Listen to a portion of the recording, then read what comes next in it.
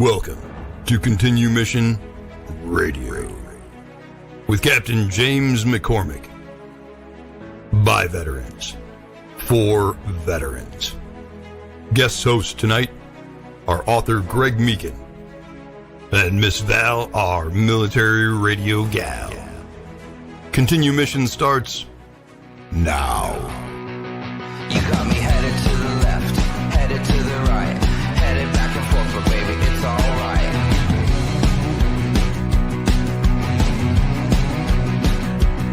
You got me going to the east, going to the west, going up and down, 'cause baby, you know best.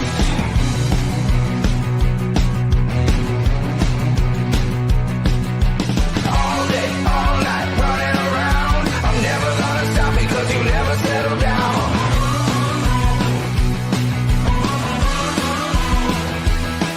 Got me shooting into space, flying at the sun. I'm never coming back 'cause baby, you're the... Welcome to another rapid deployment of Continue Mission on the Veteran Channel. Today is Tuesday, April 7th, 2026, and this show is coming to you from the great state of Arizona. I'm Val Olson, and I am here once again at my kitchen table with the one, the only, the Iceman, Greg Meekin. Today's special guest is an old friend of Greg's, Erik Butler, and I can't wait to listen to these guys. So let's light the fuse, buckle up everyone, and Greg Meekin, welcome. What is on your heart today? Val Olson.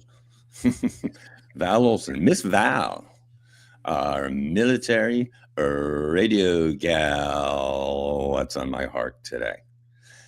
Before I even start, and I'm going to be starting a lot here, Val. You're going to have to, I'll be digressing and sidetracking left and right. But first thing is blessings and protection and prayers for who's going to be a brand new generation of combat veterans returning home.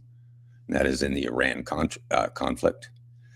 So prayers and blessings to all those guys from all political persuasions, whatever. May they all come home safely, and God love the folks that were lost already. So there you go. That's on my heart. But what I wanted to bring up today, just to start it out, we got a big show, by the way. Did you know that, Val, that we have Yes. a big show?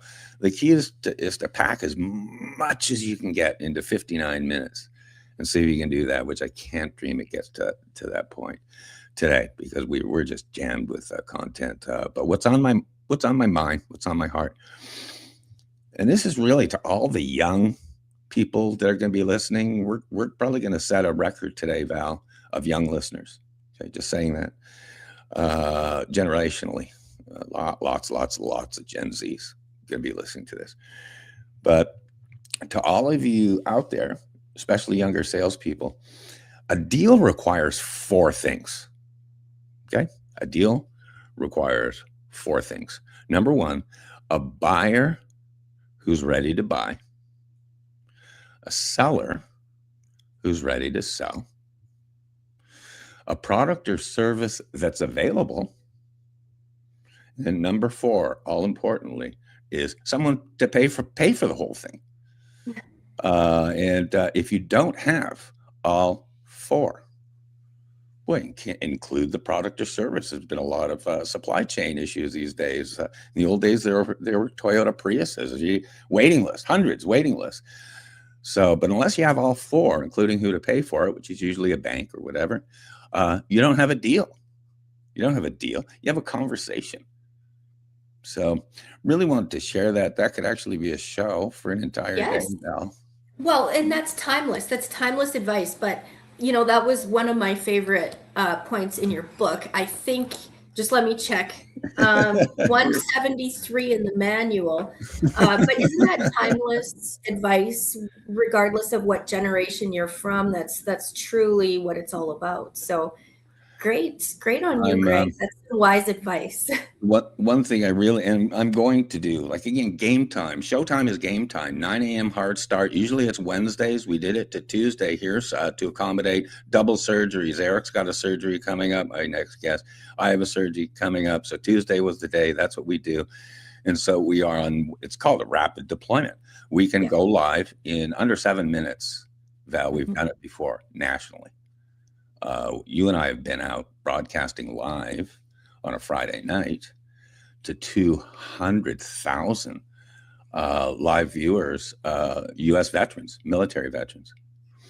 So it's very, very cool. Our reach is big. What I was almost going to rename the show today, that this could be a show for the generations. Okay, this could be a show for generations. One thing, and I'll introduce him here. God love him, Erik Butler, one of my dearest friends. Almost 30 years I've known Erik and worked with him and stuff. But before I say that, because here's a trivia of the day, Val. Speaking of generations, 20 years ago, I was 25 maybe. I was trained by Toyota Motor Company to manage the generations, because it was the first time in history there were 6 generations in the same workplace. There's still the odd little shuttle driver and stuff out there who's the senior generation, greatest generation. But it really could be a show for the generations, because guess what? Erik Butler, our next guest, he was a Generation X. And when I first met him, all that we could talk about was Generation X, because they were in their 20s. So Erik was a pure Generation X, but in his mid-20s. Now, guess what? And I'll let him know this. He's got a lot of Gen Zs working for him, kids in their 20s. And even guess what, Val, the alphas are coming up, the alpha generation. They're going to be turning, they're 16. They're going to be getting into the workplace in a couple of years here. This little alpha generation, they were known as the iPad generation. But the new one, next generation, we have one born in 2025 or 2026 this year. They're going to be a brand new generation, Generation B, or as I call the Bravo generation, Generation B. This is the first generation that's going to be born with AI from the womb. So I'm going to be blabbering, as they say. Take notes on this one, Val. I can remember 60 years ago, but I can't remember how I started a sentence. So what I'm going to do, I'm going to bring my friend Erik Butler on stage in just a second here, Val. He's a gentleman I've been begging to have on the show because we used to work together. He's in the car business up in the Seattle area. He's general manager of Kia of Everett. This is an awesome store, an awesome team of people there. Look, there you go. Kia of Everett. Anyhow, he's general manager. But he also, and I only found this out recently, his father was a war hero. Just call it that. Vietnam veteran, Army Ranger, Purple Heart, Bronze Star, the Army Medal of Commendation for valor. And so I said, Erik, you got to come on the show. What I'd like to do briefly, I'd like to take the first probably half hour of this show, or first part of it, Val, and we're going to talk about Erik's dad and the military stuff, because this indeed is the Veteran Channel.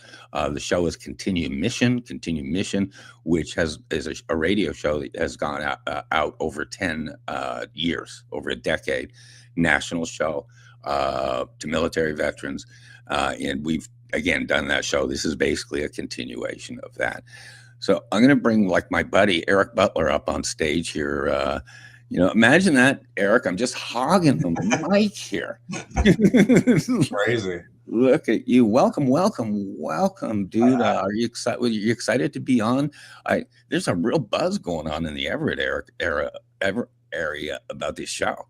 Oh yeah, it's awesome. It's but I do have to start with you mentioned the whole what makes a deal. I laugh about that because I think it was you that taught me that. Now, when you said that, I was laughing because I have to remember that, because I'll footnote you forever and ever now, because it's I don't know how many times I've repeated that, but I remember the very first time I walked into your office and said, "This is a deal." And that's what you told me. There's 4 things that make up a deal. It was when the salesperson, you know this with our finance guys, right? The salesperson walks in, a little Greenpeace salesman. How's my deal going? Yeah. And I was like, did you say the word deal? Yeah, exactly. Because what you got here is garbage right now. It's a conversation. Okay, whatever. Only say deal if indeed it is. I heard, confirm this for me, Erik. I heard that you use that a number of times in sales meetings.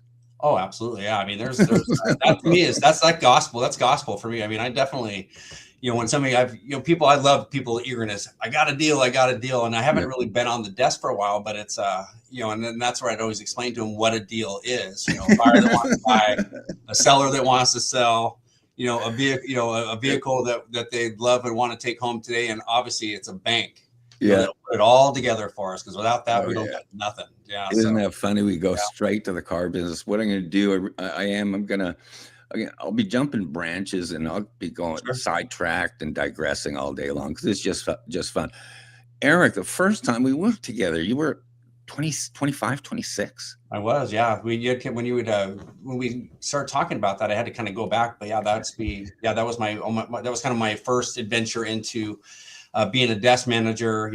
Basically got thrown into that job, and had to really figure out how to a real dynamic crew. As far as guys that were very good, very high maintenance in a lot of ways, but were just killers. And they talk about throwing a new manager into that mix, but then to have some great mentors along the way. You were definitely somebody who taught me how to kind of look at a deal, how to manage people. You definitely did a lot of that stuff, and it was never kind of a chore. You go to certain people and they say, hey, I need help with this, and it turns into it's like a favor if I'm going to help you. That was never you. You're always very good to me that way. And so it's always good for me to kind of go back and think about all those mentors, because it's without them, this would have been a very short run for me, and so I'm very grateful for that. You're going to be the mentor of all time. I've told you, you're one of those guys, because you connect. And I'm going to digress. I'm going to digress to what you just talked about. The very first time we worked together, when you were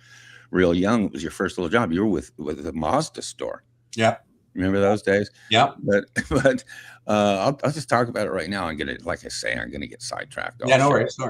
We got lots of time. I'm keeping myself slowed down. We got all the time in the world. But the very first time, it's weird, because you shared it here.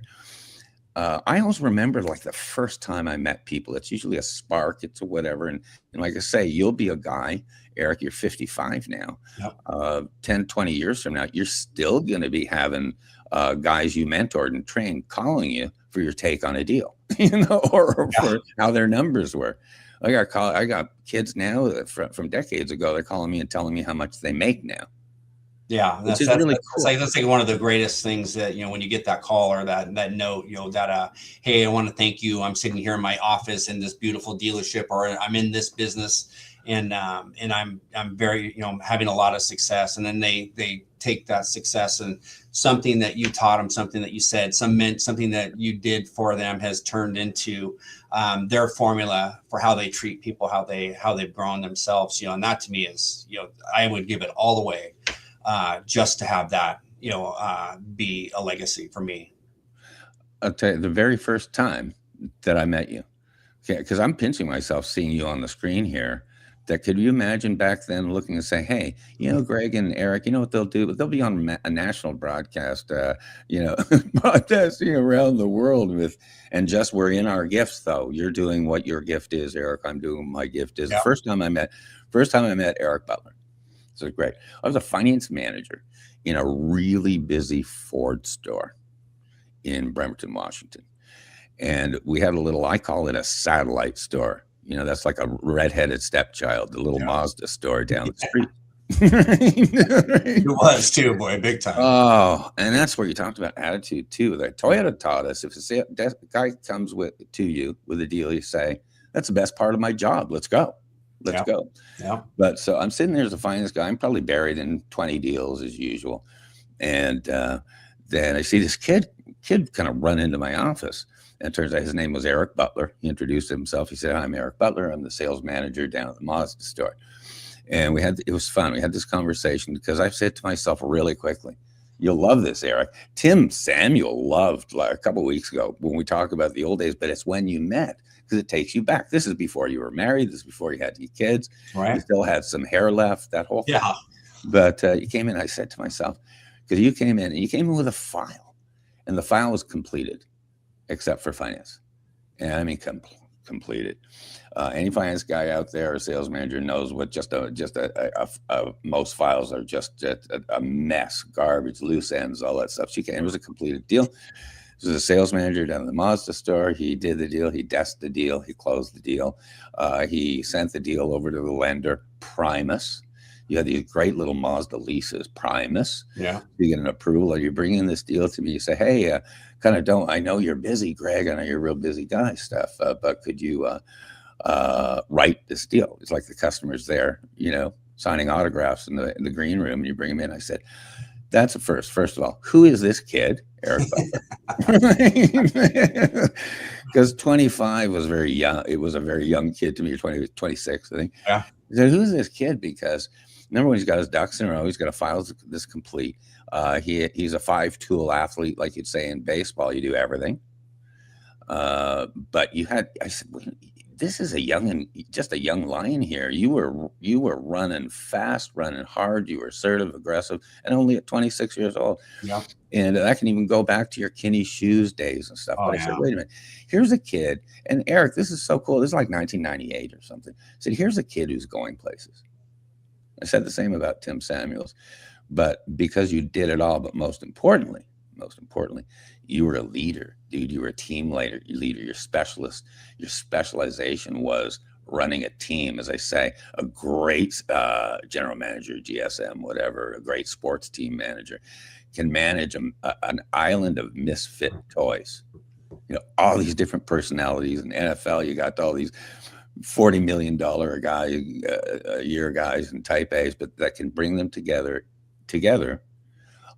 in a common mission on a common goal moving forward, which is basically to sell cars and have fun. That was the first time I met you, dude. And you know what? I was right. And here you are.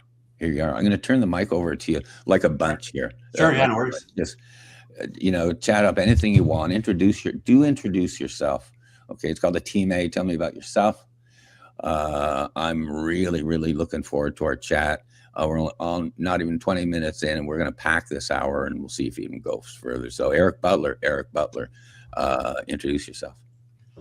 Well, thank you for that. It was great. Again, just the beginning of this whole conversation is important to me because, you highlighted some of the things that are fundamental, for me. And it was, what you saw in that 26-year-old kid still is alive today in the 55-year-old man. And that is, I'm loyal to the team that I'm on, and that's, that right there allows me not to sit in the future too much or into the past too much, focus on what's going on right now and what does your team need to be successful. And that's something that I couldn't tell you where I picked that up, why I picked that up, but it was always important to me. I understood, what side my bread was buttered on. If my people were good, I was good, and so that's where, having mentors in my life have always been, very, very important. The car business has been something that I always tell a story, when I was a little kid playing in the dirt with my friends,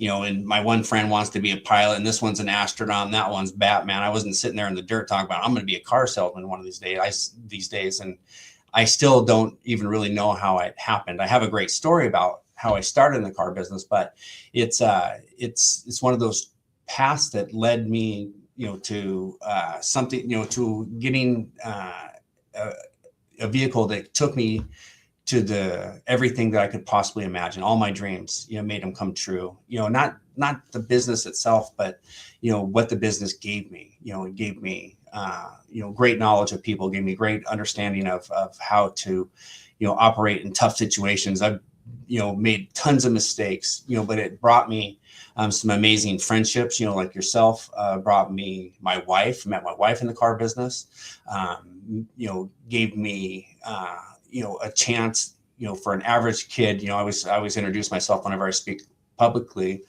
as a C- student from Lacey, Washington.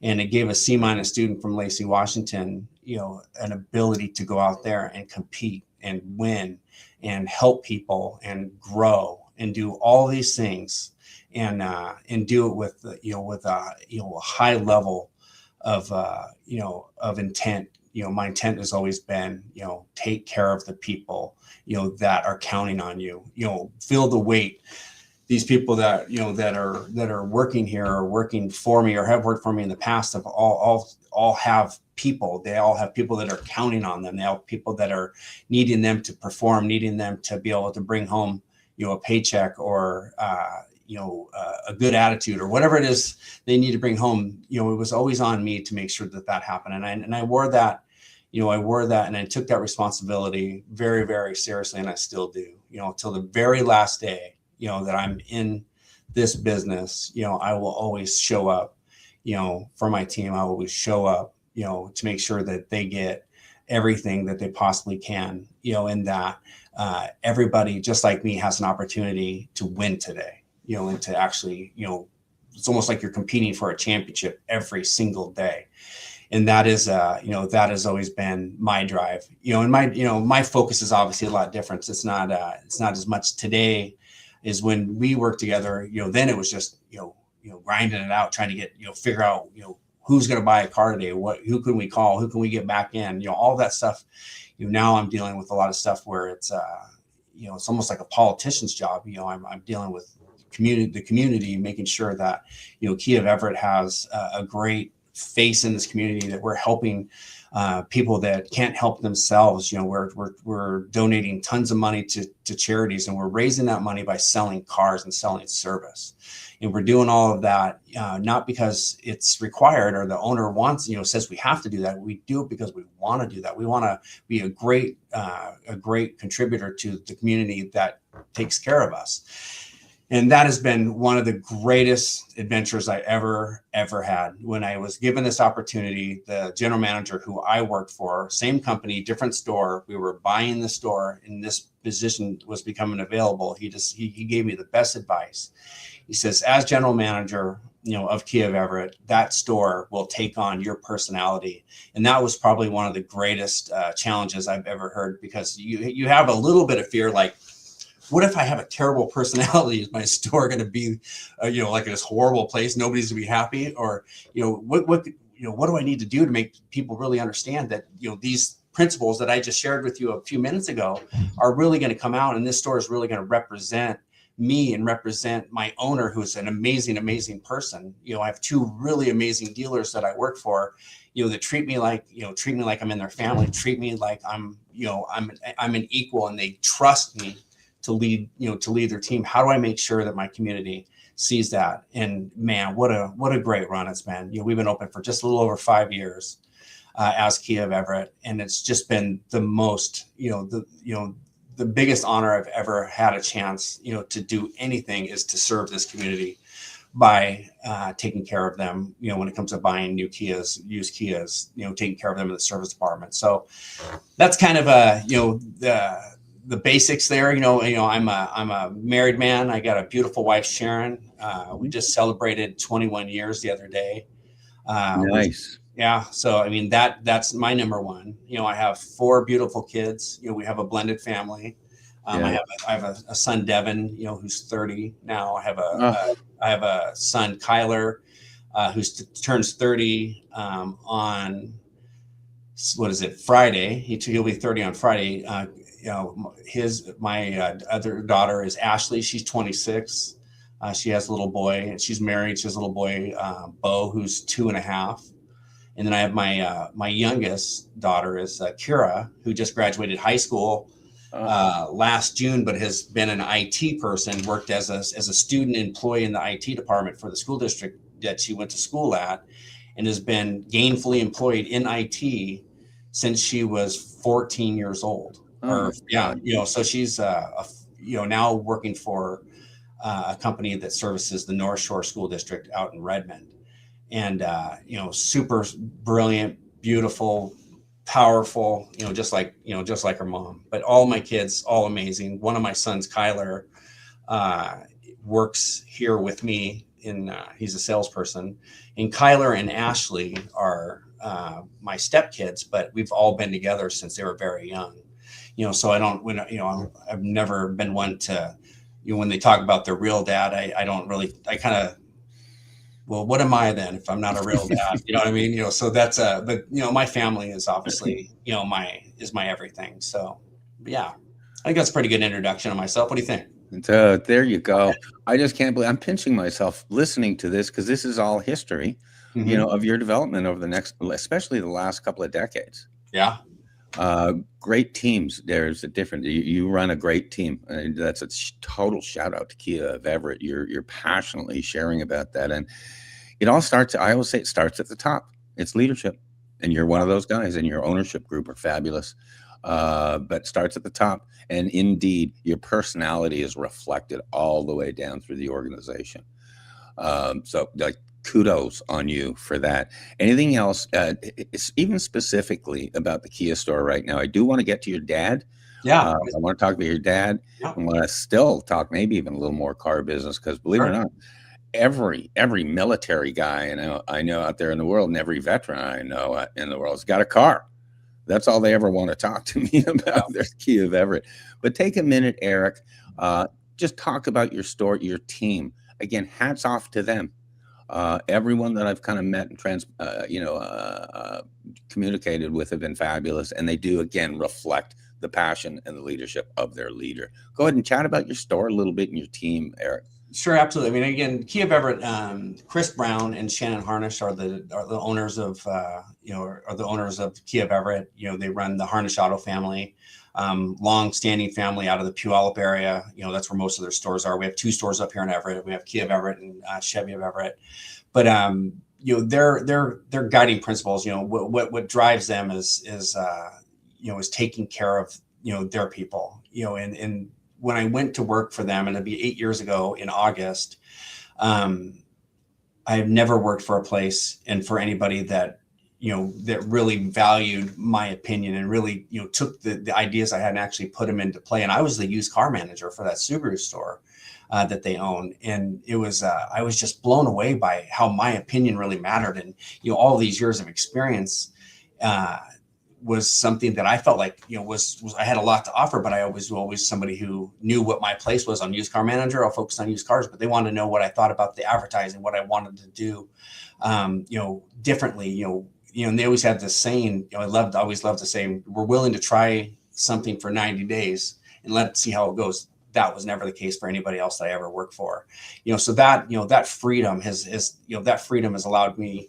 to take Kia of Everett, to places that I don't think anybody really expected it to go. Honestly, Chris and I, originally the goal was he bought the store in the middle of COVID. We opened in November 2020. And when we found out that he bought the store, it's like, wow, that's exciting. Kia. And, I'm thinking maybe it's Kia in Puyallup. He goes, nope, it's up in Everett. I'm thinking, whew, that's a long ways away. And the original plan was I was going to help him just get his feet on the ground, make sure all of his cars, were where they needed to be. We had all the right values and all the blocking and tackling it takes when you're opening up a new store or taking over a point from an existing owner, which we did. And, the one thing that I found when I very first got here, and I wasn't here for very long when I figured this out, is this is the most genuine place I'd ever worked at. I mean, you had some real car guys here, Greg. I mean, these are guys, they've had, they have a track record. I mean, these are some guys that have been through it and they were pros. I mean, some of the best pros I've ever worked for, some just OGs, managers the same way. And I just never felt more at home, like, man, this is like the place, and so the conversation changed, like, as we're getting towards the end of the transition, it's really time for me to go back to Puyallup. I please, let me stay here. Let me go and see what I can do with this. This would be an opportunity. I think that I could be, very important. I can make this happen for us, and the owner didn't really have plans to name a general manager right away. And he gave me the opportunity and I just couldn't be more grateful. He basically, said, this is your slate. You make it how you want it to be. Here's the things that are important to me. He communicates, like nobody else. Shannon the same way. And shoot, I mean, we just took off. I mean, just quickly, turned on the music. That was one of the very first things this guy did is he installed really good speakers and got a really good music system. We just turned on the music because the place was really quiet when we very first got here. And I swear that was magic. I mean, it's probably one of the most important things on our showroom is that there's a beat to the place. And everybody that comes in here knows it and they feel it. And they always tell me, man, I just walk in this place, I can feel the electricity. And part of me is always wondering, is this something they're just telling me because that's what I like to hear, or is that the truth? But I really believe that that's the truth because I feel it too. And that's something that, I will fight for, make sure that it's always that way. We've definitely been through it. We've been through our ups and downs. We've in growing, there's always going to be pain. We've had plenty of that, but the pain is not the kind of pain where, people are doing the wrong thing. It's the kind of pain that, hey, we want to get better. We want to get bigger. We want to do more. How do we get there? Which was where I get pushed. It's like, man, I got a group of people that really want to grow. I have to grow with them. And that's the secret sauce of this place. We grow together. We work together. We communicate like crazy, and we have the support of two amazing dealers that, have allowed us, to spread our wings and really fly.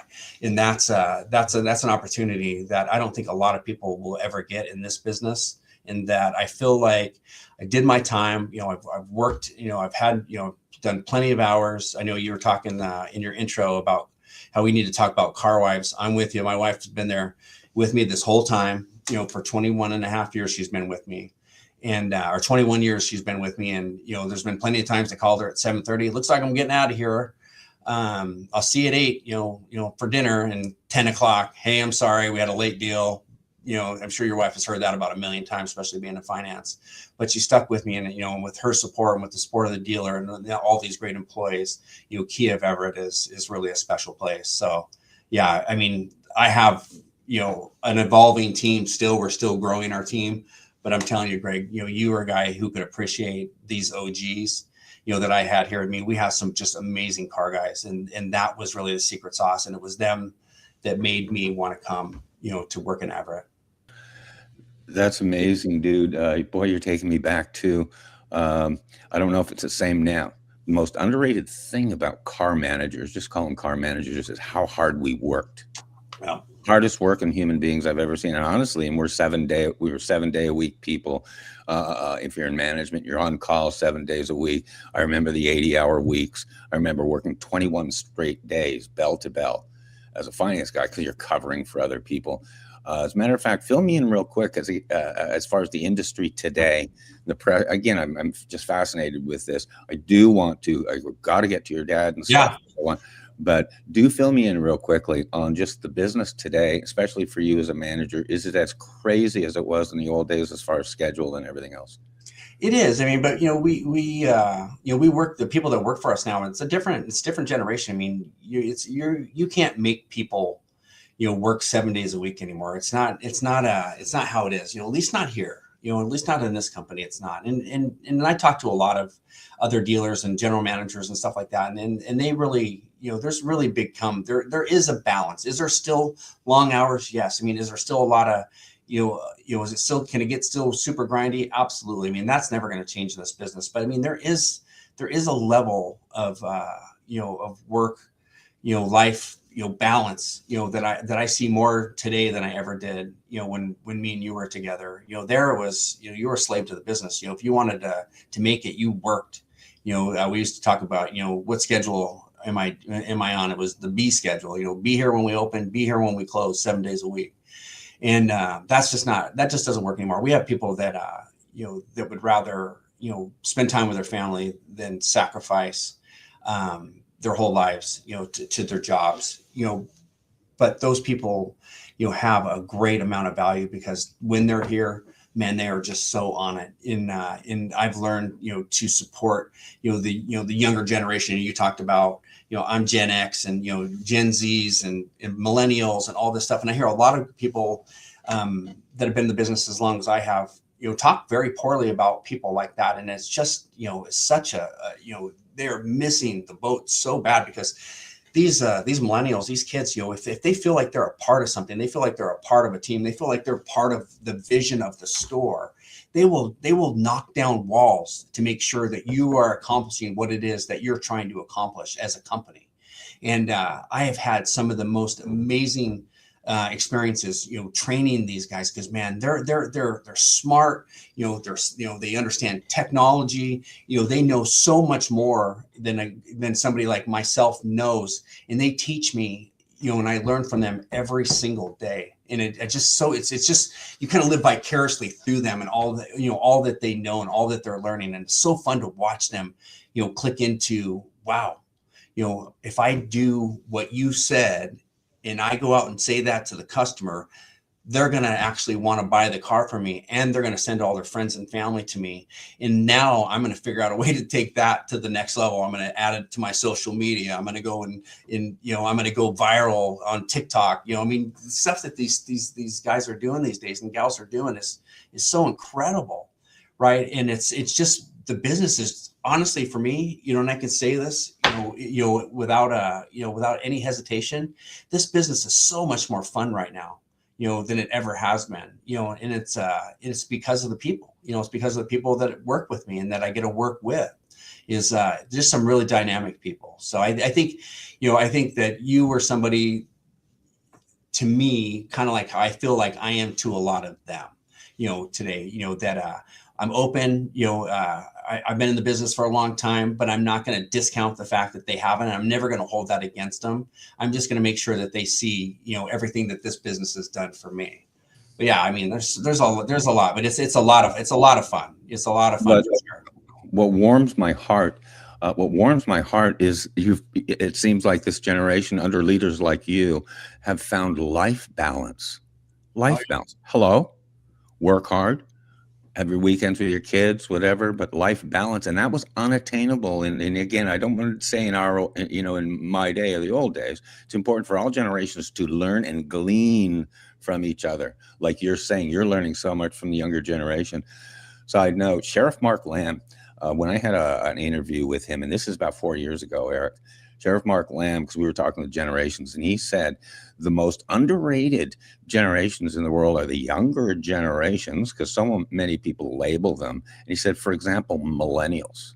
Yeah. This is Sheriff Mark Lamb. He said millennials, according to the military guys, the special ops guys and stuff, these were the fiercest warriors, millennials, because they inherited just a lot of their constitution, personal constitution, from their grandparents, which are baby boomers and the seniors.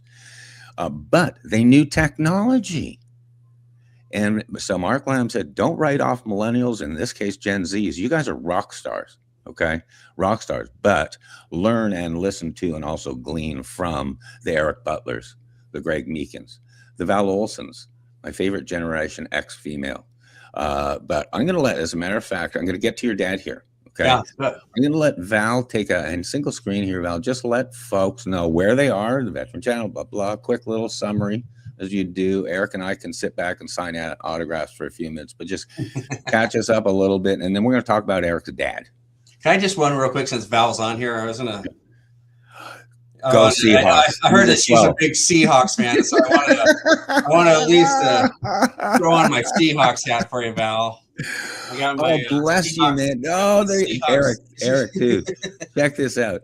I tell people, Erik Butler, you're like a mental case, Seahawks 12, right? And I say, no, there are guys like that. Oh, look at that, dude. Where's that from? That's that's an AFC Championship ball from 1988.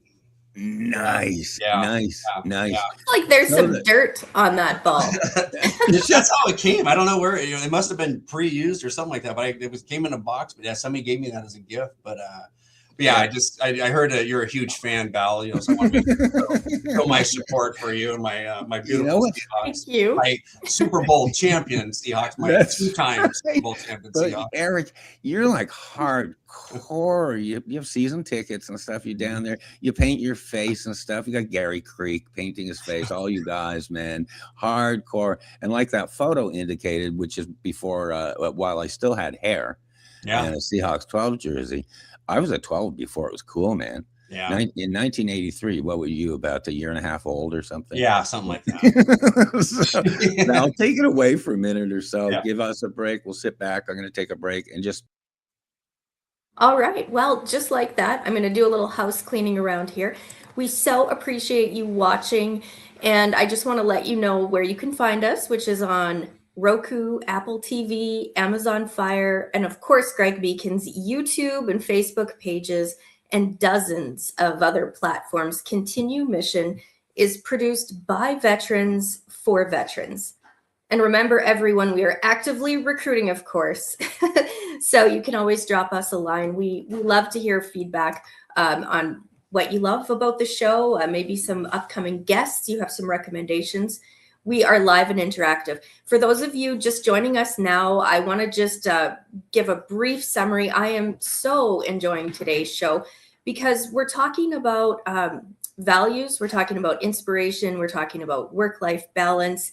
And I think that that's what it's all about. So Erik's talking about what it's like amongst his team and in the building that he manages. And I just kept thinking, it must be a real inspiring place, because when you have many different generations working together and you weave this tapestry of everybody being celebrated for what they bring to the table. And that's what I kept hearing is, there's a celebration, not just people checking in and being tolerated.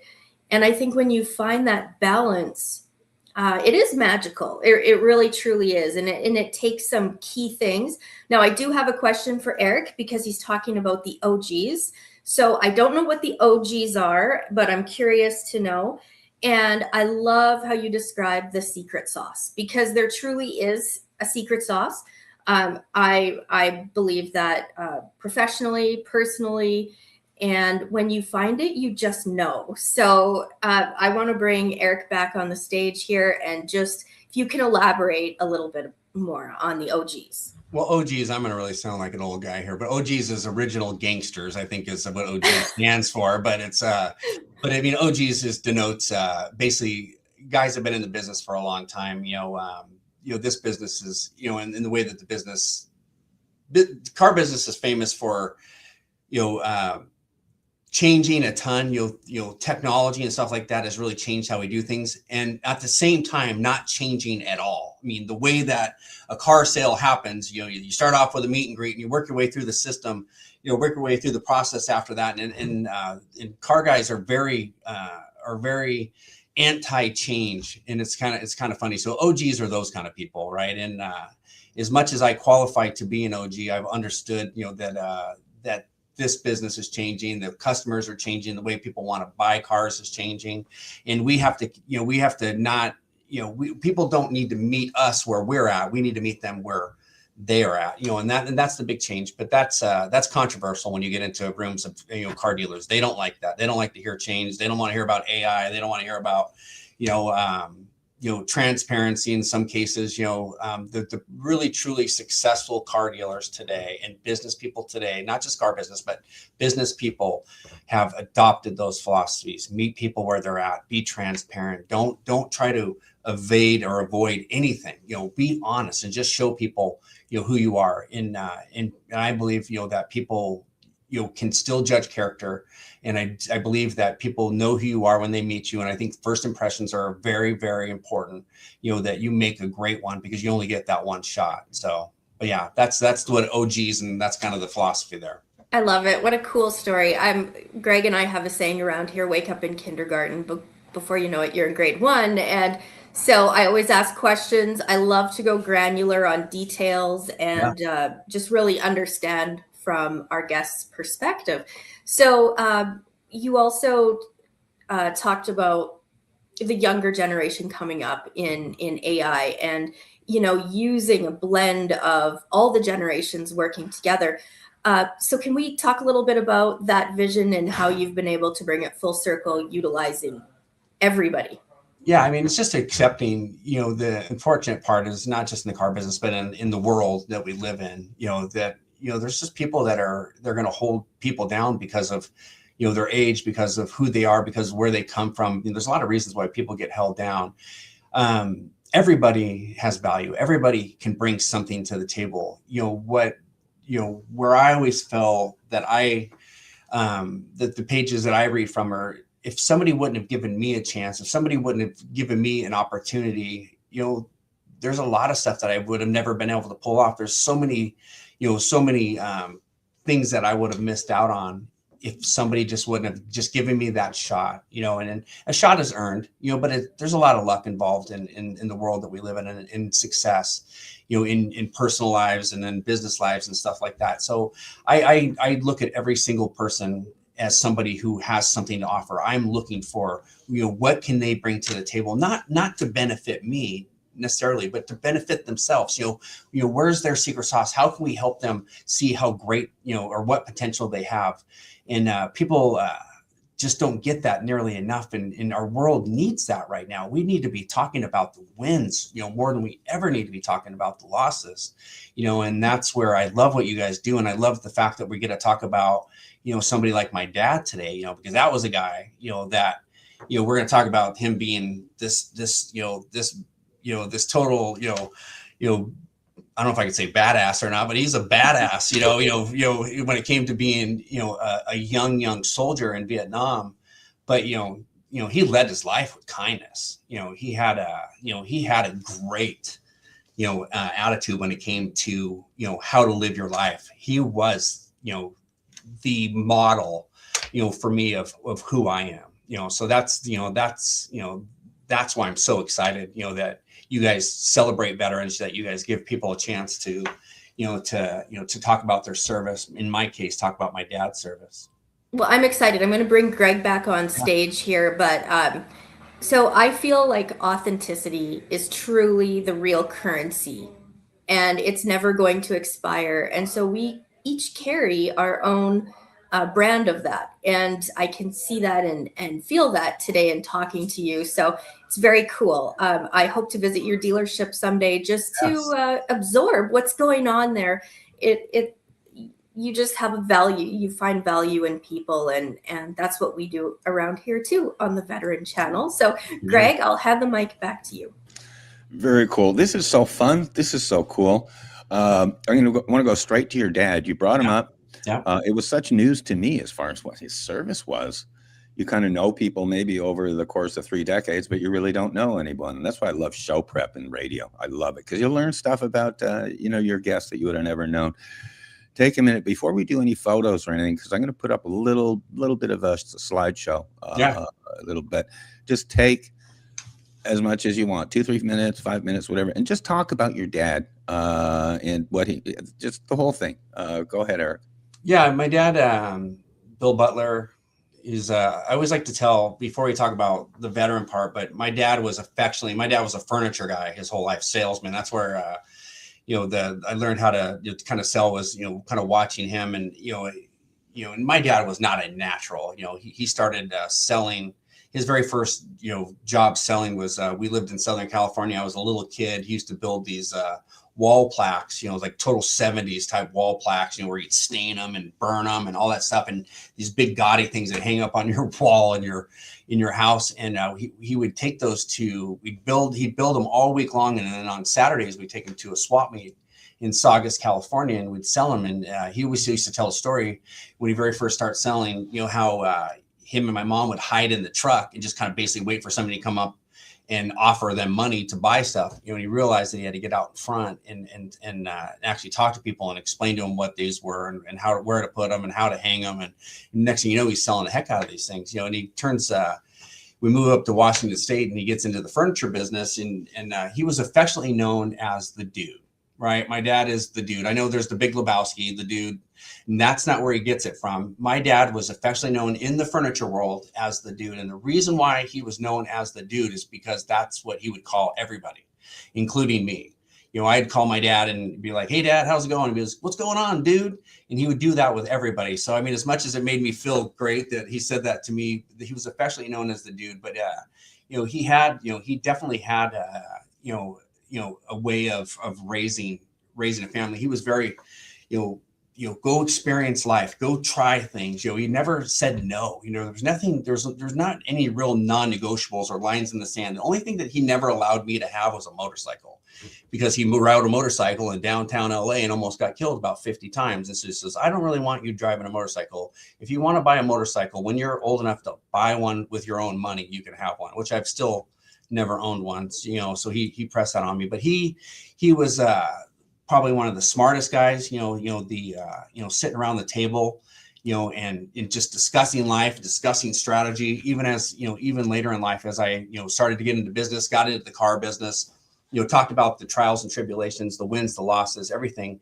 He was the best listener that I ever had. But, everybody has a piece of them, that maybe isn't as apparent as you would think, and part of the dude, Bill Butler, was this kid from Buffalo, New York, that actually tried to enlist after Vietnam started. He actually tried to enlist in the Army, but had a juvenile record. He's a little bit of a delinquent, and he'd tell you that story. And he, instead of joining that way, was drafted, and that's how he got into the Army. And he went, was immediately, after basic, was basically said, you're going to infantry.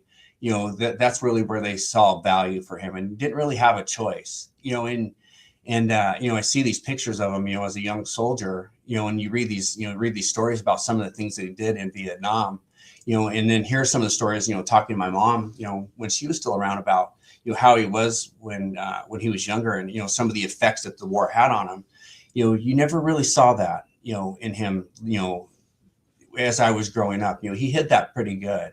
But this is a guy, in his 69 years that he lived on this planet, that lived every single day and won, so much. And his most important thing was, was taking care of his family and taking care of his kids, especially. So, I mean, he's my hero for sure.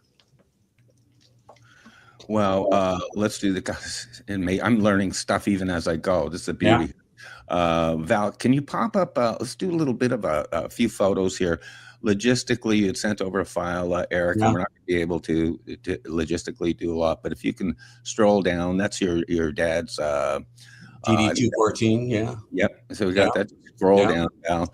Then we got the letter. I think that's for the Bronze Star. Bronze Star.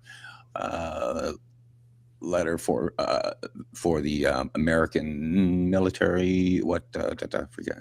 Medal of Heroism. Yeah. Yep. And these are photos. So scroll all the way down to the bottom now, Val. Just so we got the full photos. There's his commendation, Bronze Star, Army Commendation Medal with valor. And here you go. Stop right there. Yeah, that's Bill. Okay. That's Bill Butler right there, and his mom. Yeah. We're gonna do a little slideshow. Like old people would do Sunday night slideshow about your vacation, and other kids would fall asleep. But let's do this. Just give us comment on each photo. Val, scroll slowly through them. Yeah, that's my dad coming back. I actually him shipping off, to service, which is there. He lived in Buffalo, New York. My dad always tells stories about Buffalo, New York. That's a great picture of him right there. My dad would always describe Buffalo, New York as, how he used to have to walk to school 5 feet in 5 feet of snow uphill both ways. Oh yeah.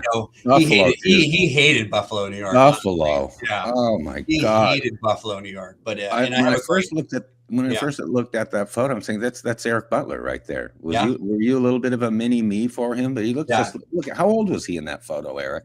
Yeah, he's like 20 years old, something like that. Yeah, young, just a young, and he was known as the babyface sergeant. He quickly rose through the ranks in the military, and I think a lot of that has to do with attrition. A lot of people were not making it back, and he went from fresh out of basic to sergeant in just a couple of years. And they called him babyface sergeant, but you could see that he always had that great smile. Well, I like the most is kind of the juvenile delinquency. Reminds me of you and me. Yeah, exactly. I didn't get it. Mine came through my bloodlines for sure. Yeah, I mean, he self-describes himself as a juvenile delinquent. Got himself in trouble. And a lot of it was just being a little thug, out there on the street. Yeah. But he had a heart of a lion, though. Just his whole life. The more you learn about him, the more you realize that. Go ahead and scroll there down, Val. Next one. Give us a nice little chat on that one. There's a badass dude right there. Yeah, and what you find is he's carrying, I believe that's an M16 right there, and he hated the M16. He said that was the worst gun ever built. He said that thing when it was all going down and all hell was breaking loose, that gun would just without fail you. It would just jam up. It would not work, And so his gun that he said that he liked to carry when he was in country was the AK-47. It's a Russian built, assault rifle. And that, I go, well, where'd you get AK-47s? And he says, well, I get them off of dead soldiers, and I was like, I'm listening to that coming from my dad. I'm thinking, what? But he goes, yeah, I go, where would you get ammo? He goes, from those same soldiers. And he says, there's in one of his letters, one of the things that he was given a medal for was he was in the middle of a fight.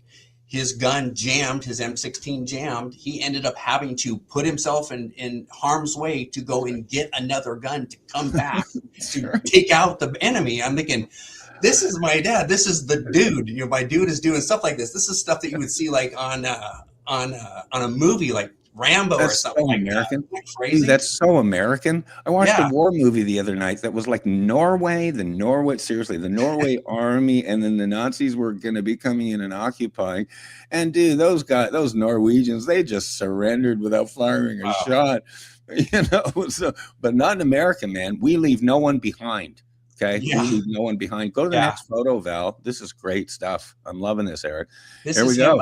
This is him after he was injured for the second time. He actually got shot in the leg. They were making their way out of a firefight and going through a rice paddy. He got shot in the leg, sent to Tokyo, Japan, and that's him as he's recovering from his injuries. And from there, he actually got taken out of country and shipped to Fort Lewis, Washington, and that's that's how he learned about Washington State. And told himself he was a sergeant, he was a machine gun instructor, and he told himself, one of these days I'm going to move back to Washington State. And I have which kind of leads to I don't want to go out of his Army service too fast, but when he got out of the Army, got all those combinations, he's a war hero, by every definition, but he wanted out of Buffalo so bad that he actually this is a great story. He took 20 junior colleges in Southern California, and he put them on a dartboard, Greg, and he stood back and he threw a dart, and he ended up, in the Santa Clarita area. In towards LA, LA County is where he ended up. And it's kind of the history is a couple months after he got there, he met my mom, next thing you know, there's Erik Butler. There you go. Next thing you know, Fort Lewis, what a connection. Because I spent a lot of time in the car rental business. I used to do sales calls on Fort Lewis and McCord at the time. Now they're combined. Yeah. Right. Those are great guys on that base. Great guys on that base. I grew up right by it, in Lacey. That's right, Lacey. Yeah. Tell us about the next one. Next photo up. Go ahead, Eric. This is a great photo. Yeah, that's my dad as a little kid. My sister had these photos. His family in Buffalo, and and his brother Mark had sent some pictures, to us, that they had found, after my dad's mom and dad had passed, and so we got some pictures that we had never seen, because we never really, as a family, were connected to that family in Buffalo. He hated Buffalo so much that we never went and met. We had this whole family. I just met my Uncle Mark, his youngest brother, last year. I was in Dallas, Fort Worth area for business, and actually got to meet him and his beautiful wife. And it was a treat, and to hear the stories, about my dad as a big brother. He just always talked very highly about my dad and how my dad was kind of his protector, because there was a couple of brothers. My dad was kind of the good seed. He had a couple of brothers that weren't really a good seed. And he would talk about how my dad was kind of would always protect him. There you go. And then last but not least, bam. There look at that. Look at that. That's my mom and my dad. That's Suzanne Butler right there. And, that's me as a little toddler, and you can see my dad, he kind of started changing his appearance. He had always had the great hair. He was always, he has a beard there, but he's almost his whole life. He always had he had just brilliant mustache. He was always known for that. Just a very debonair guy. Yeah. Honestly, Eric, I wish I'd known him. Yeah. He seems like a nice guy. Looks like he was a wonderful dad and, and mentor to you. And so I always say, if you want to know about a man, just check out his family. I'm sitting looking at Bill Butler's son right here on screen, and I'd say, hey dude, you did a good job. You did a good job. And again, he's I have a brother and a sister, Andrea and Shane. Yeah. Both great human beings. My sister was so kind enough to send all these pictures. She was so excited, to hear about, how we got to talk about my dad, our dad, and he was, just an amazing human. Funny thing is, I'm going to reflect a little bit here. You're getting me old and weepy here. I know. I'm like, watch out! Here goes Erik. He's going to start crying. I know exactly. I always bring my Kleenex to the show, right? Yeah. But really, just reflect on your dad that way. And I'm into the concept. I'm just going to talk here. The concept of prelogy. Okay, I like to write prelogies, which means while they're alive, not a eulogy. Yeah. I've always said, life is just a highlight reel. It's just snapshots. A eulogy is not 82 years long, but prelogies are, and I'm seeing it more and more, that they're tributes to people while they're still alive. I came from a military family. I've said this on a couple of times on the air. But I think you might know, I didn't meet my father till I was like 41 years old. And it turns out British Army, British side of the family, didn't know for my entire life. My father and my two uncles, Bert and Percy, went to World War II in 1939, fighting that guy named Hitler. And then my three aunts, including Aunt Margaret, they worked for the British, the Women's Corps. My Aunt Margaret was selling war bonds for Winston Churchill. Wow. Survived the Blitz, all that stuff. One thing I don't think I've ever said this on air.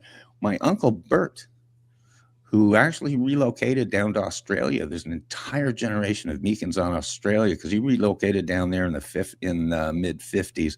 I think because of PTSD from World War II. He just said, I'm going to Australia. But Uncle Bert, I'm glad to have a moment here.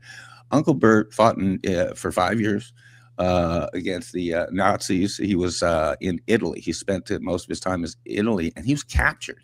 He was captured by the Germans and put in in Italy a German POW camp. Saying, "Wait, this is my Uncle Bert." Then I find out he escaped.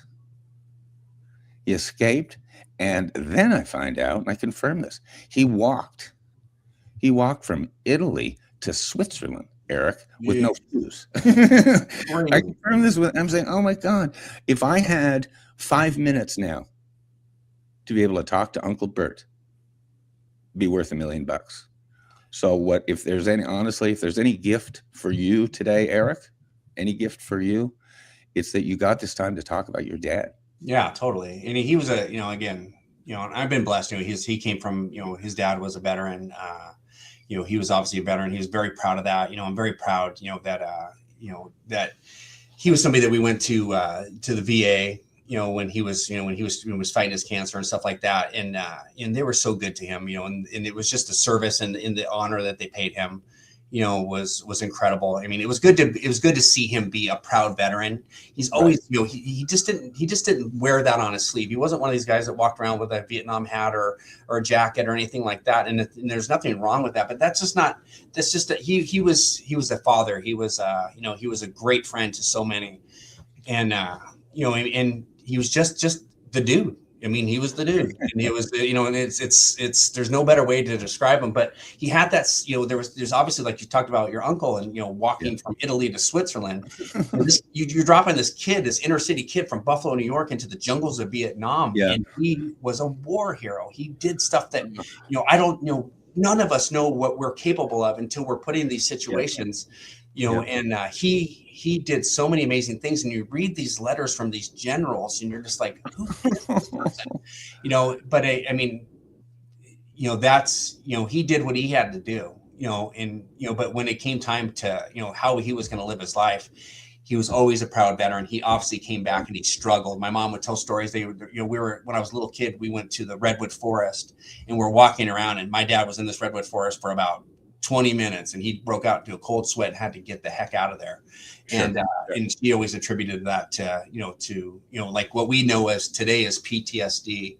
I'm lucky enough to have my son Kyler, served in the Army. He dealt with, he was stationed in Colorado Springs, Fort Carson. He had a few friends, who had come back from war, who had, had battled PTSD, had a few friends, unfortunately, who had ended their own lives. And, and he wore that, on his heart, when he got out of the Army, he was just, it really affected him watching his friends go through this, to the point where he was kind of a skeleton of himself. And I've watched him rebuild himself, and, just becoming this amazing man, getting ready to get married in June. He's the stepfather. He'll be a stepfather to a beautiful 8-year-old boy, Kason. Nice. My first grandchild, and and it's just these veterans, and these guys, that what they're capable of when they got to go through stuff. And usually it's when they're so young. You just can't help but honor people like that. I know. Is it okay to talk about one of the foundations that we support? Oh, please do, Eric, and take your time. Cool thing about long form radio, we have as much time as we need. So, I got people at my door like, "Are you done yet?" No. Greg Meekins says, remember? I got a sign on my door. So don't bother. I got this. They're not a democracy. They are a dictatorship. And Greg Meekins, the dictator. The show's going to go longer. Here we go. Go ahead. But talking that same thing, we support a great charity, but it's Permission to Start Dreaming, PTSD.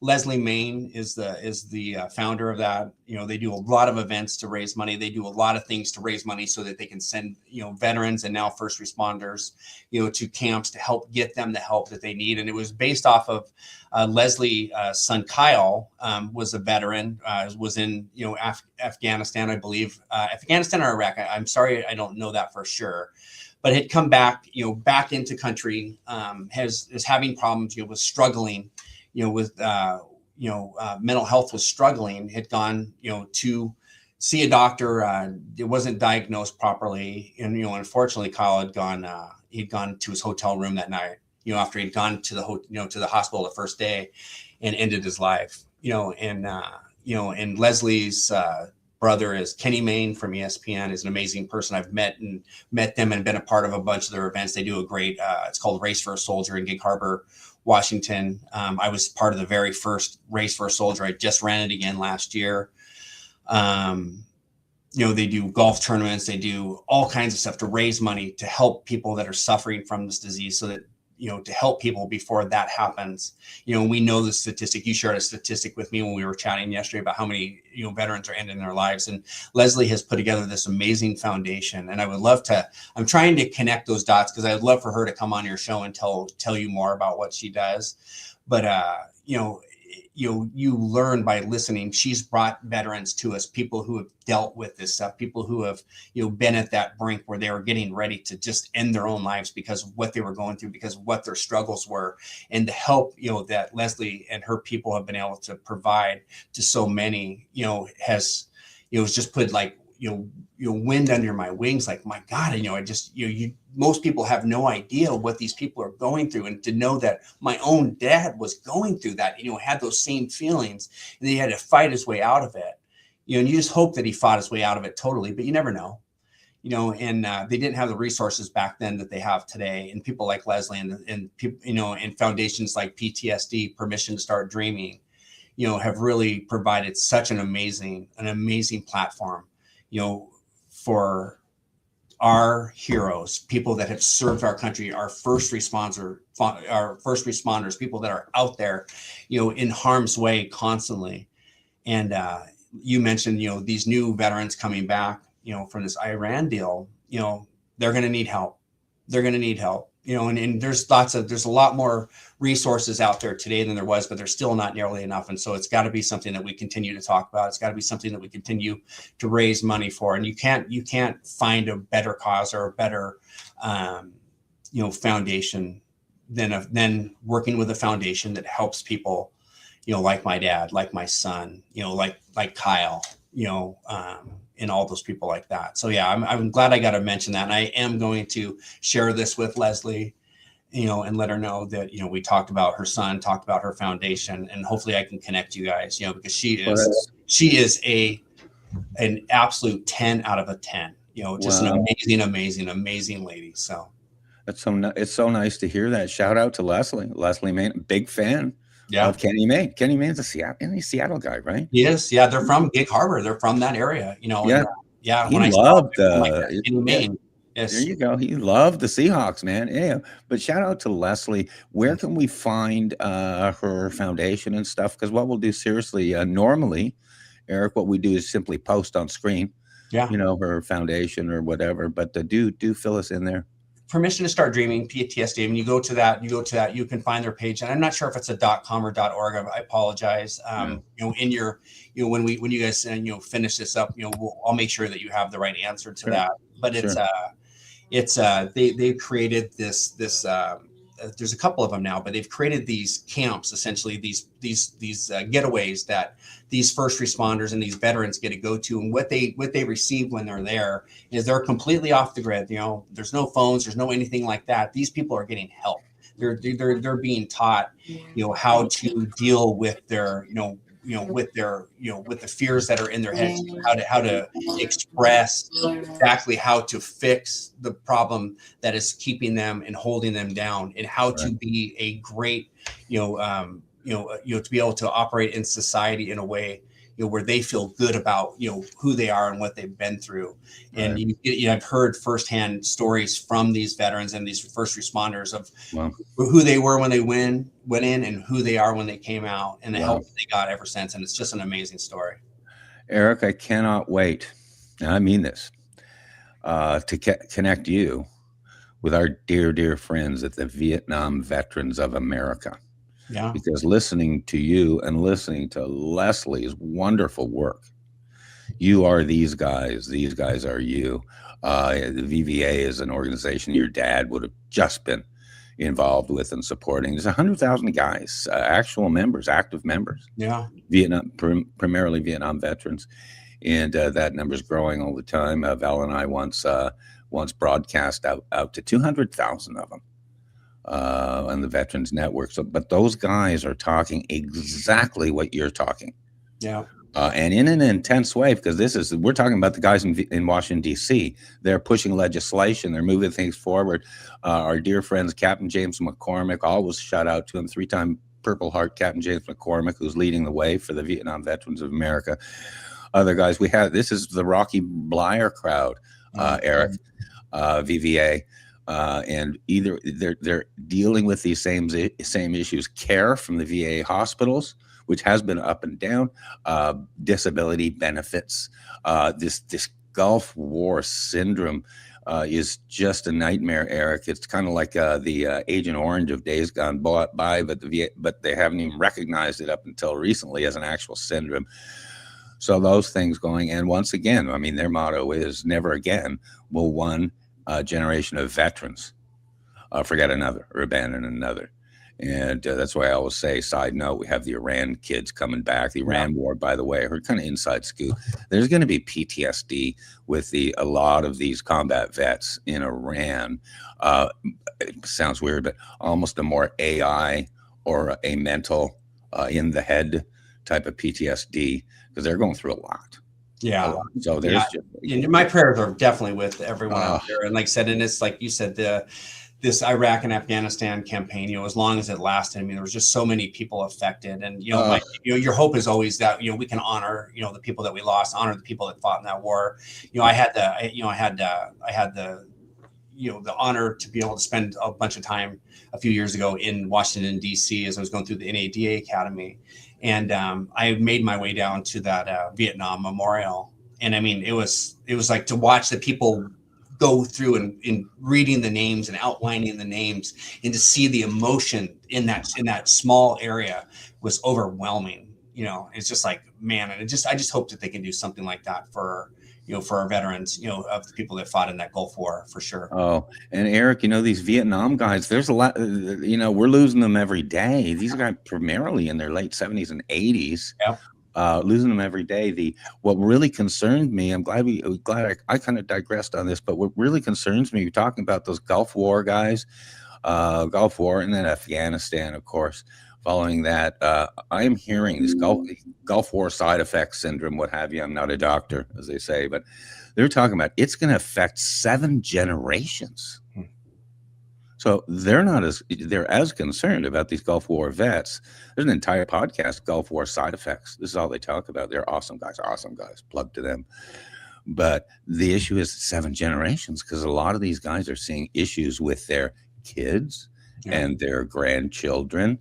Anyhow, I won't get into it deeply, but that's the kind of thing. But that's what the Vietnam Veterans of America are now just really trying to fix, not just talk about it, but to fix it. Yeah, again, we learn from our mistakes, don't we? We learn from our mistakes, and this, again, like you said, we are losing. It's kind of like when you see those last veterans from Pearl Harbor and the last veterans, as the generation dies away, and it's kind of turning into that for Vietnam veterans. Obviously, there's still a lot of Vietnam veterans out there and still alive, and so it's important that we never forget. It's important that we always fight for those people. We understand that those were like me and you we're dads, and we have kids, we have boys, right? And to send your son, to watch your son go off to war, and then to not come back, and or to watch your son come back and be our daughter these days, and come back and be completely in a state where they don't know if they can make it another day. We have to keep fighting for these guys, and so I am so proud to be the son of a veteran. I'm proud to be a father of a veteran. Right. I'm proud to have, so many, me and you worked in Bremerton, that's the headquarters for U.S. Navy on the West Coast, pretty much, right? How many people did we meet? How many Marines, how many sailors, how many, those people were not our customers. Those were our friends, there's so many of them, that are I still stay in contact with. And, they're always in my heart. Yeah. Always in my heart. During the show prep, I was saying to myself, you just hit on it, and I'm glad you brought it up, it used to be called the Puget Sound Naval Shipyard. Yep. Now it's, I think, Naval Base Kitsap. Yep. And then there's other bases, including Bangor in Trident, and a number of them. But we were raised around that. That was the hub. And I'm glad you brought that up, because do the math sometime and ask yourself how many military guys we dealt with during that era. I mean, Navy, we dealt with Marines, we dealt with all of them, but mainly Navy. We had carriers come in. We had the Carl Vinson come in. We had the Nimitz come in. I met the guys from the Abraham Lincoln over in Everett. It was stationed there. Before I forget, I got to switch gears here. Okay, I want to talk about Everett, Washington, a little bit. Okay. I need to get just a couple of minutes off my heart there, and while we have it on screen here, because there will be people, both you and your audience. We're talking about Everett, Washington, Val Olson. Call it the Seattle area. One reporter said, why didn't you call it Bremerton instead of, why'd you call it the Seattle area? I said, because no one back east knows where the hell Bremerton, Washington is. Yeah, my wife always describes Bremerton as a place in the movies where you see the ferries when they're showing Seattle, the ferries going across. That's right. The ferries coming into Seattle. Well, that's where the ferry originated from, was Bremerton. Oh, exactly. But what an amazing, I used to go home seriously from my finance days when we worked together. I'd go home seriously and I'd say to Deborah, I am so thrilled I got to be a finance guy in the auto industry and your sales managers here and during this era, because remember, we meet so many military guys. We knew all ranks. We know how to read an LES form, and we dealt with a lot of the lenders and stuff. Very much like Tim Samuels dealing with VA loans there. You just meet so many people.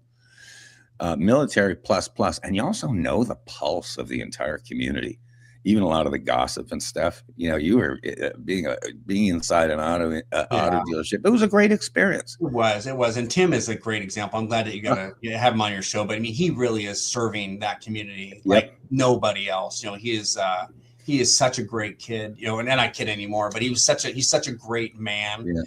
Such a great dad. He's probably, stand up wise, he's such a great guy, but there's not a bigger advocate in that county Right. for veterans than there is, than he is, for sure. Yeah.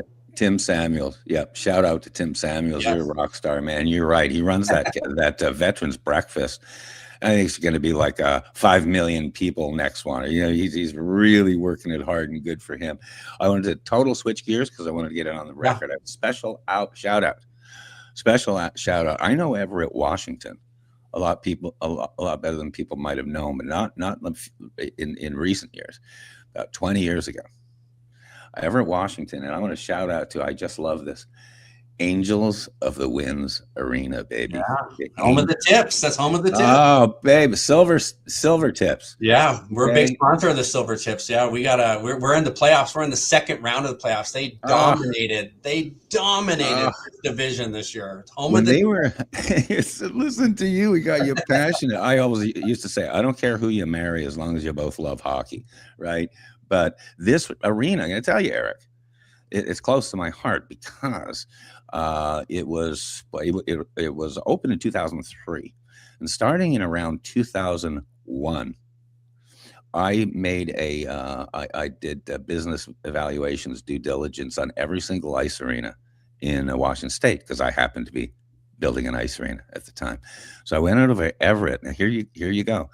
I evaluated that ice arena before it was even born. Wow. And shout out to the Silver Tips and stuff. It was a magnificent operation. I learned a lot kind of from the inside.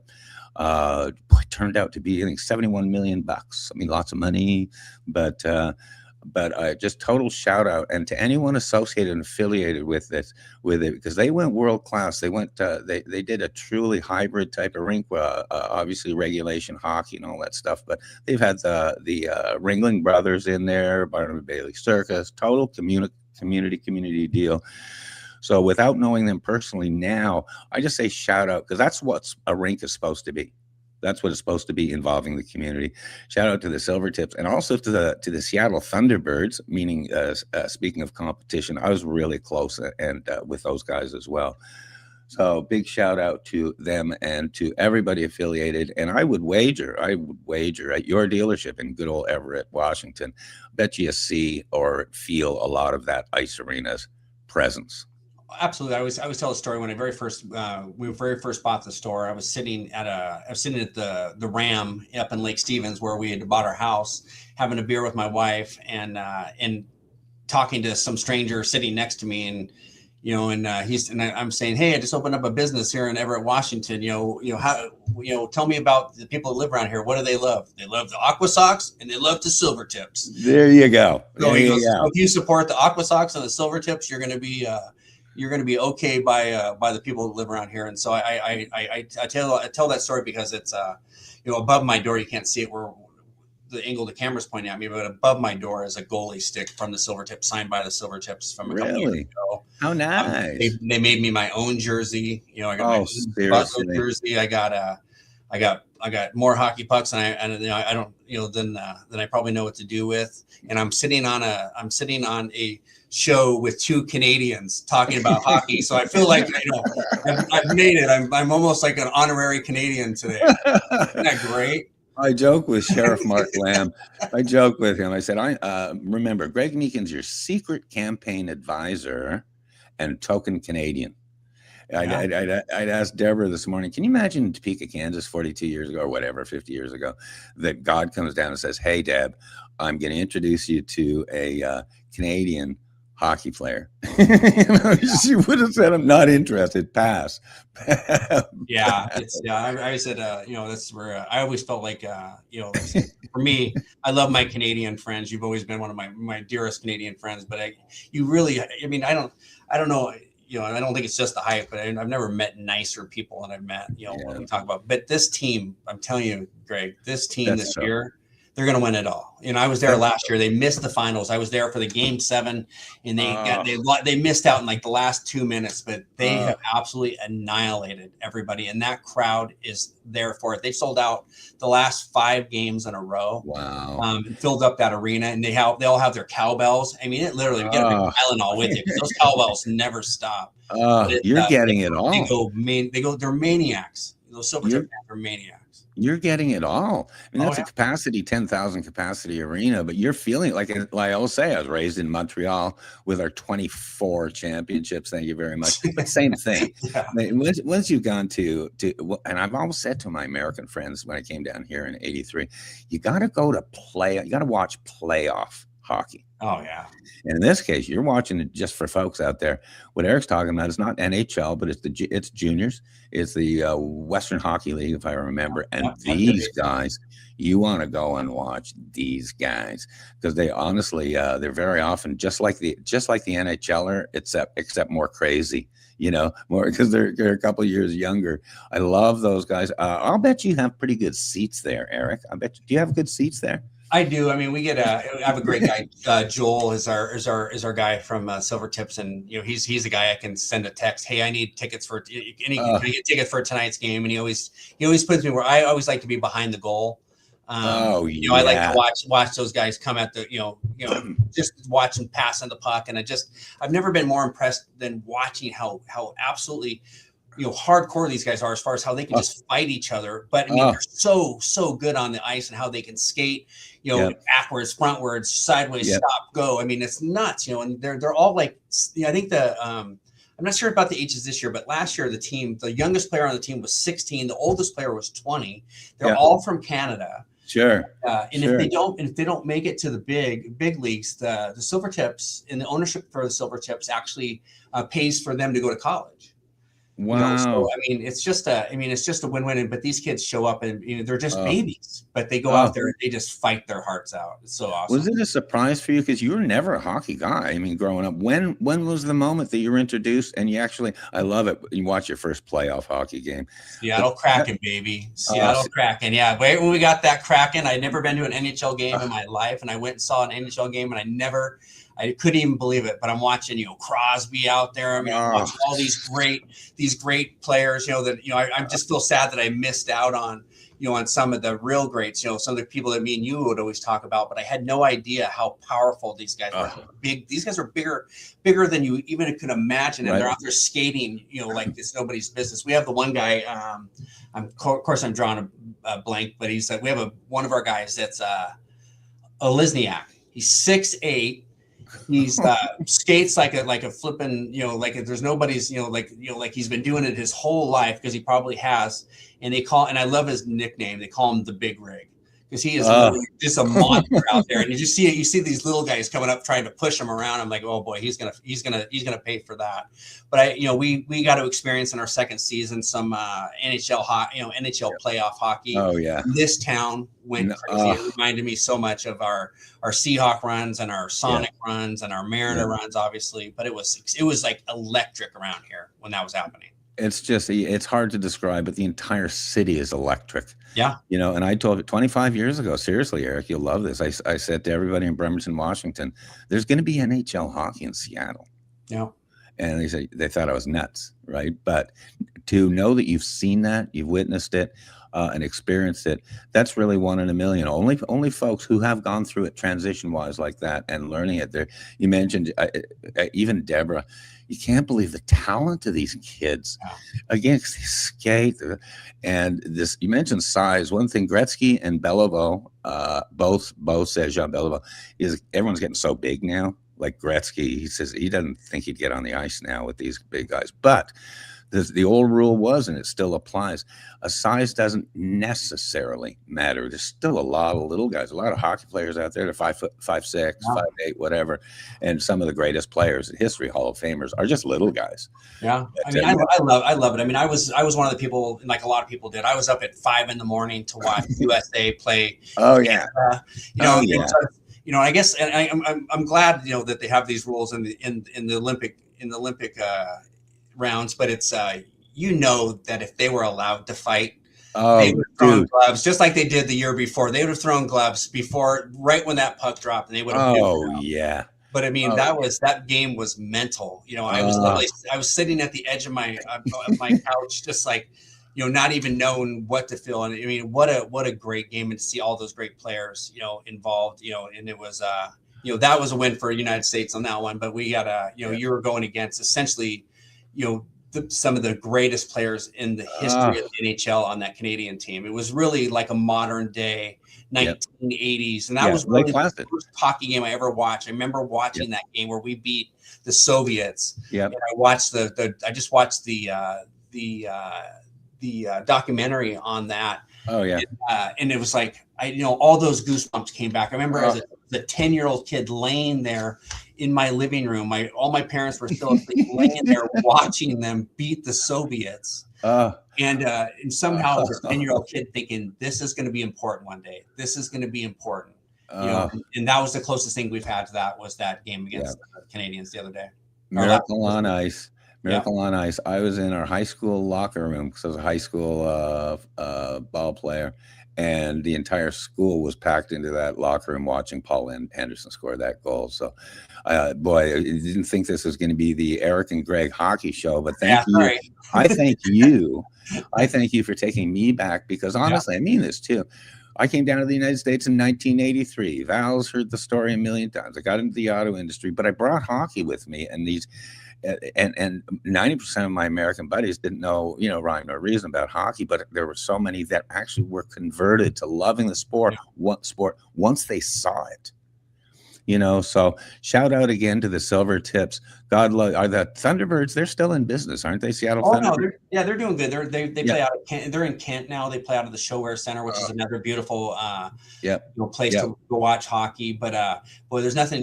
As an Everett Silver Tips fan, there's nothing that I love more than to watch them just beat the Seattle Thunderbirds heartily. They did that a lot this year. There was a lot of beating, in Everett and on in Everett ice for sure. So this is a rain check date. Okay. I'm overdue to travel up to Seattle. Yes. We have a geriatric, I call it geriatric dog down here, Jesse, and he's got arthritis and stuff. So I can't believe an old guy here, but so we're really just kind of nursing him. And then once we move on, once Jesse moves on, we're going to do a trip up to Seattle. The rain check is Seattle Kraken, baby. Get me to one of those games and Silver Tips. Yeah, I got you. That'll be a pleasure for me to be able to take you to that, because what you'll see is how the Kraken fans have. It's the Kraken fans, honestly, and I got to sit in a suite with Todd Lewicki, and got to ask him about 10 questions. Then he was on to what he was doing, but it was my first statement to Todd Lewicki was, "Thank you." For doing what you did for this community, and thank you for getting the Kraken here. But it's because of what he did, and because of those maniac fans that we have at the Kraken, at the Climate Pledge Arena, is why we're going to get the Sonics back. He showed the world, what great fans, Seattle has. And I can't wait, till we can get him into the playoffs again. I can't wait till we can, one of these days, just like we got to hold up the Lombardi Trophy. I can't wait, to see the Stanley Cup in Seattle. Dude. Imagine, it's a date. This place will go nuts. Seriously, because you've heard this before. In '83, when I came to Seattle, I said to all my Seattle buddies, "What's with your guys' tolerance of losing?" Because I had of the 24 Montreal Stanley Cups, I saw 11 of them before I was 24 years old. So if you went like a season without winning the Stanley Cup in Montreal, they'd burn down the Forum, right? They're just really, really standard of excellence.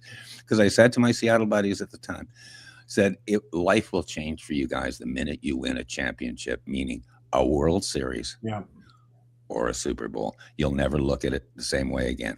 Yeah, we were 6 outs away from our first World Series, and I was there at that game, the last game at home, against Toronto, where we got the grand slam to win it. I've never I cried. Me and Kyler were hugging each other, jumping up and down, to watch our Seahawks, win so with such confidence, surreal, timeless moment. I can't wait to have the Kraken to have that for them. It's going to be incredible. But but you talk about they're not having a great season. They're kind of blowing it here at the end again. But I'm telling you, this ownership, when you talk to this ownership, they are dedicated to bringing a championship team to Seattle. They're gonna do what it takes. They're gonna do what it takes. We just need those couple of players. We need our big name players there to really come and they're going to do it. And when they win a Stanley Cup, life will change for Seattle. It will just change. There's nothing, we won't get into it, but I will say as a side note, of all the professional sports that I know, guys that I know in those sports, I'll still say hockey guys are like the most down-to-earth, easygoing guys in this crazy contract world. Yeah. Never seen a nicer group of people than really the hockey community, if you will, all the way down to the local level. I'm gonna have Val. Hey, Val Olsen, I can't believe you've been sitting back there watching us blabber. This is awesome. All right, Val. Val, take a minute if you would, single screen on Val. Let's do a quick summary of where we are to this moment in the show. Once again, maybe remind everybody where we're streaming out to. Boy, this is over an hour and a half, baby. See, long form. This is overtime. This is overtime. Yeah, I'm very grateful for you guys giving me this much time. I know we covered a lot of ground, but I am very grateful. Thank you so much. I said to you, Eric, before the show, I said, the beauty about radio, to me, it's like game time. You do kind of have to prepare for it and stuff, but the show takes on a life of its own, always. Yeah, I know, and again, I know we covered a lot of ground, but I am, and thank you again and I know Val's going to go over everything we talked about, but, I just want to say it as many times as I can. Thank you for letting me talk about my dad. Thank you, for letting me talk about my son, thank you for letting me talk about these great foundations that we support and, and plan to continue to support, forever and ever. Erica, we won't be signing you off yet. We're not going to close out. I do like to take a break, especially in those old military guy shows. Continue mission. They got everyone's a captain or a colonel. They wore them out. And I say we need Val. We need Val here to give us a break in the action, to have a nice voice in between all of our voices. You should have heard some of those 2-hour veteran shows, dude, on Friday night. Hey, I'll leave it at that. Thank you, Val. So it was great to have Val really and do what she's going to do. Take a couple of minutes, Val. Kick back, go main screen. So Eric and I will just kind of sit back and listen to you do a summary. Well, thanks so much, Greg. I have really enjoyed the show today. We've covered so much ground. And I think what really touched my heart is around here, we celebrate our vets every single day. And we are losing so many at home. So they go away, they fight for us, willing to lay their lives down, and they come home and suicide rates are through the roof. And oftentimes we don't know what to do, whether we're family or we're just appreciative of the sacrifice that they're making. And so Eric shared today about an organization that I want to highlight because it's dealing with PTSD, but it's called Permission to Start Dreaming. Wow, what a change from the stigma of PTSD to, a new mission. And that's what we do here at Continue Mission. Your mission never stops. And that's the part for me that I connect the most with our military, is that I can't imagine the transition to go from one world to another and, just try and figure it all out when your heart and mind is somewhere else. So, wow, I'm excited to learn more about this organization. And if you are watching online this morning, thank you, Vets, on the Veteran channel, which you can download and have us in your pocket with you, right beside you. But if you're watching right now, Permission to Start Dreaming. I love that. So I just want to take a minute and say it a few times, because you do have to give yourself permission. That's step one out of anything and everything as you transition. It's really about allowing yourself, the permission to start. So I just see the therapeutic benefit, the hope, and also the invitation. And when it comes to invitations as well, we covered what our dear vets are doing, the VVA.org. That is a huge resource that everybody needs to rally behind if you are a vet and you are just dealing with whatever. And I use that whatever as a blanket, because I think it's different for everybody through their eyes.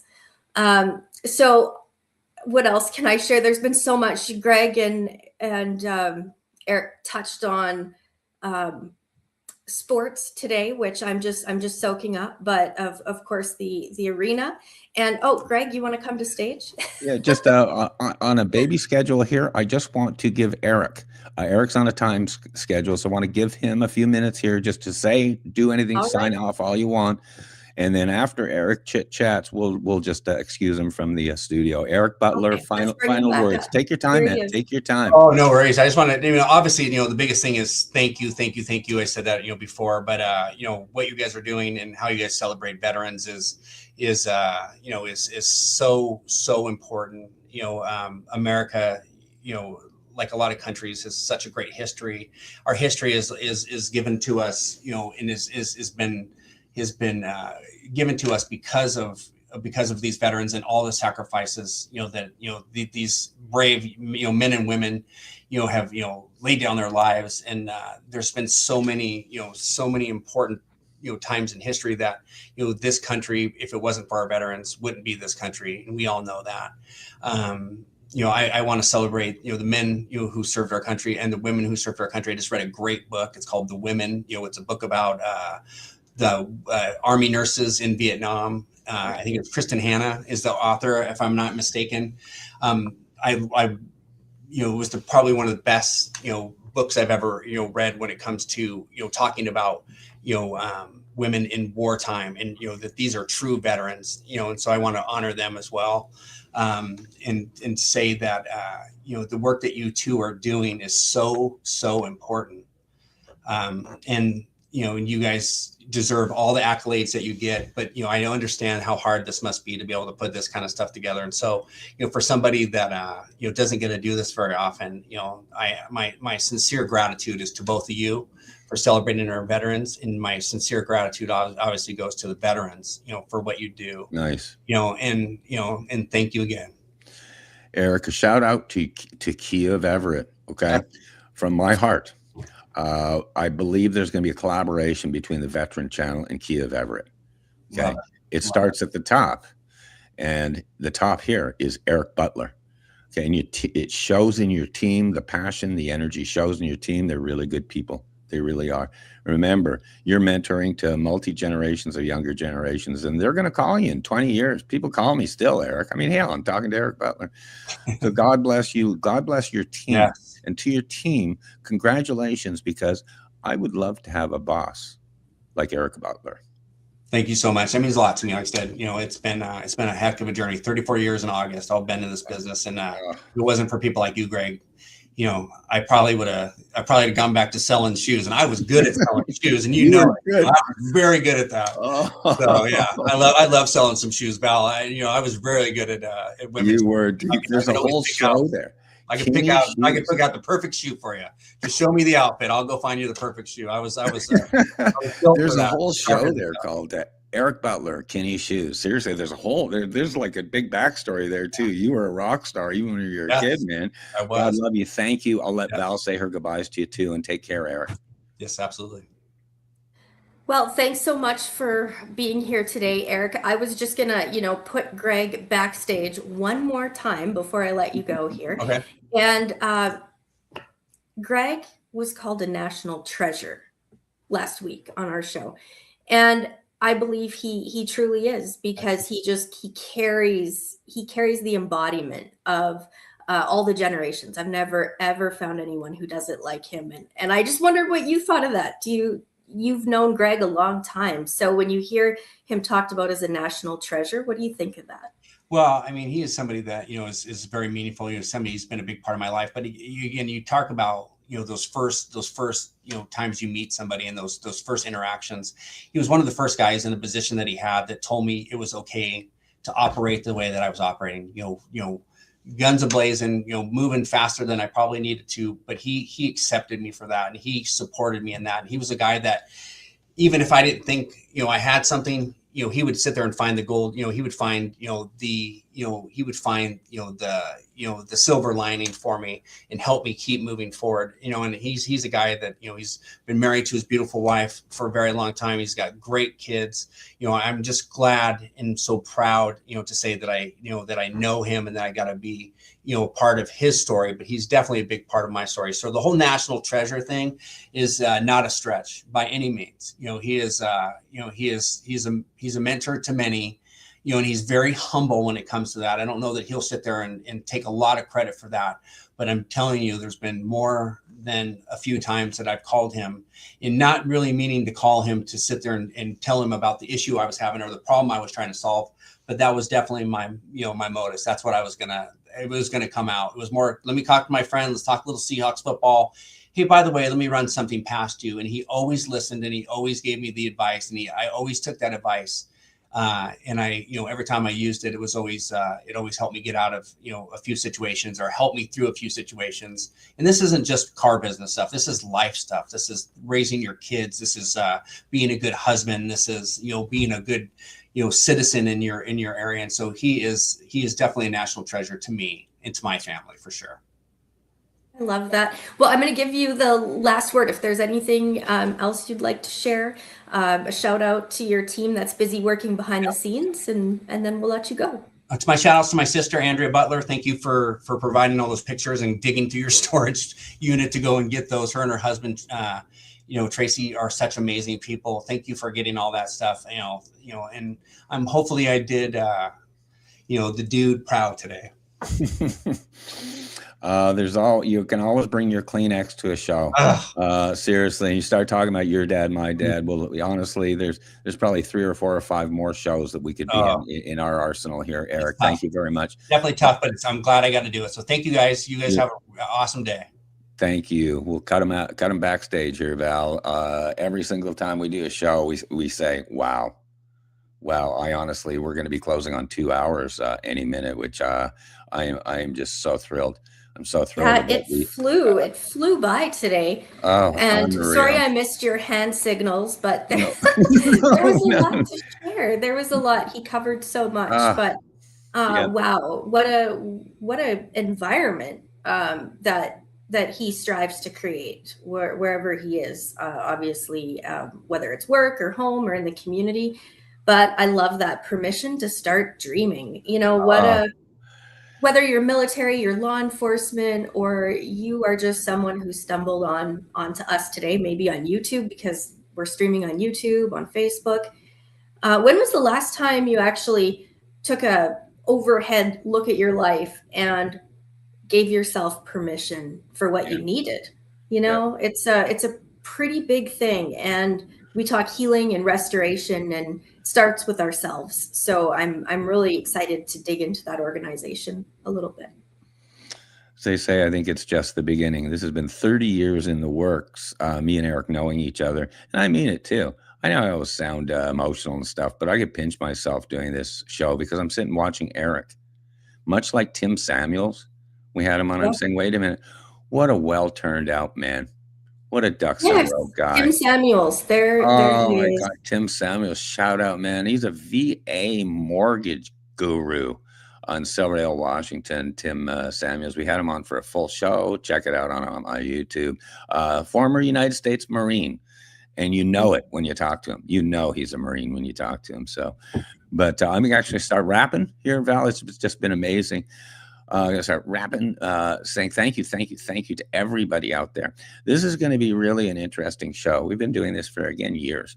But this is likely going to set records as the youngest audience, because that audience up in Seattle, Everett, and the Seattle area, there was a lot of enthusiasm, even just with the announcement of the show coming up. So they're going to be probably a record of youngsters watching. They'll probably be a record reach, because this is going right into the Pacific Northwest, and generally waters that I don't navigate much anymore because I'm down in Arizona. But so this can be a very, very interesting show. It usually takes about a week or 10 days for us to really, for all the analytics to fall out to know where all the reach of the show went. But it's going to be interesting. So all of you folks, especially for the ones who are listening for the first time, if you weren't impressed with Erik Butler, boy, I'll tell you what, he was just awesome. He exceeded my expectations.